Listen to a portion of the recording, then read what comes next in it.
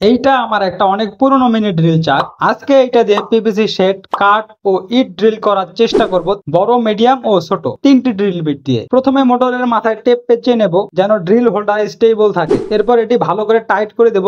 দেখুন এখন কত সুন্দর স্টেবল রয়েছে। এরপর বড় ড্রিল বিটটা আমি যতক্ষণে লাগাচ্ছি, যারা ইতিমধ্যে সাবস্ক্রাইব করেছেন আপনাদেরকে অনেক ধন্যবাদ, আর যারা এখনো করেননি তারা এখনই সাবস্ক্রাইব করে ফেলুন। যখন আমি পিভিসি ড্রিল করতে শুরু করলাম, আরে এটা তো শুধু পিভিসি শিটে স্ক্র্যাচ করতেছে। এরপর কাঠ ও ইটে ট্রাই করলাম, সেখানেও সেম রেজাল্ট পেলাম। কিন্তু এই বড় ড্রিল চাকটা দিয়ে আমি খুব সহজেই পিভিসি শিট ড্রিল করতে পারছিলাম। এরপরের ভিডিওতে এটা দিয়ে আমি কাঠ ও ইট ড্রিল করতে সক্ষম হয়েছি কিনা তা দেখতে চাইলে চ্যানেলটি সাবস্ক্রাইব করে রাখুন, আর ওই ভিডিও দেখলে বুঝতে পারবেন আপনার জন্য কোন ড্রিল চাকটা বেস্ট হবে। এরপর মিডিয়াম ড্রিল বিট দিয়ে চেষ্টা করি, কিন্তু সেখানেও সফলভাবে ব্যর্থ হই। বাট মজার ব্যাপার হলো, যখন আমি একদম ছোট ড্রিল বিট দিয়ে ড্রিল করার চেষ্টা করি, পিভিসি শেডটি ছিদ্র করতে সক্ষম হই এবং ইট ও কাঠের মধ্যেও আগের দুইটা ড্রিল বিটের থেকে খুব সামান্য হলেও বেশি ড্রিল করতে সক্ষম হই।